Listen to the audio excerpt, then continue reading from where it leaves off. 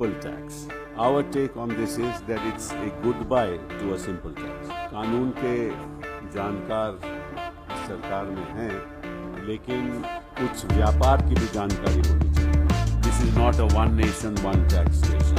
And the state governments are entitled over and above this to levy municipal tax. उधर महाराष्ट्र में सरकार ने ये तय कर दिया कि जो वहाँ के नई रजिस्ट्रेशन होगी गाड़ियाँ की, रोड टैक्स के लिए वो 2% बढ़ा दिया जाए. यहाँ तो good for government and bad for the simple man. जो कपड़े के लोग हैं, होलसेल जो करते हैं, उन पे पिछले 60-70 वर्षों में कोई टैक्स नहीं. अब उन पे 5% टैक्स लग गया. अब लुधियाना में स्थिति ये है कि सारी मंडी बंद, टेक्सटाइल मंडी सारी बंद, क्योंकि ये जो छोटे छोटे लोग हैं ये अनरजिस्टर्ड डीलर हैं.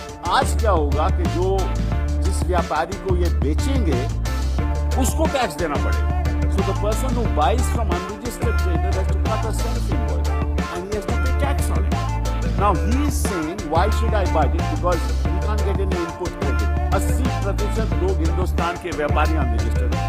Even if our turnover is less than 20 lakhs, we get registered because otherwise we will be jobless. Now in order to get registered, we have to file so many forms.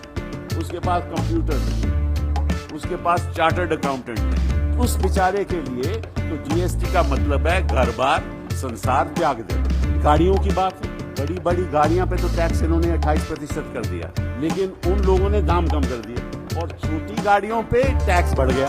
एक तो मार पड़ी demonetisation से और दूसरी मार पड़ी आपको जीएसटी से. There is a report in the Business Standard today. Private investment in India today by private firms is the lowest since 1992. You want people to do business or do you want people to shut down business? क्योंकि इन्होंने कहा था कि हम एक ई-बिल prepare करेंगे, उसको उन्होंने पोस्टपोन कर दिया. अभी कह रहे हैं कि स्टेट गवर्नमेंट जैसे भी करें. हमारी मांग ये है जो यूपीए सरकार जीएसटी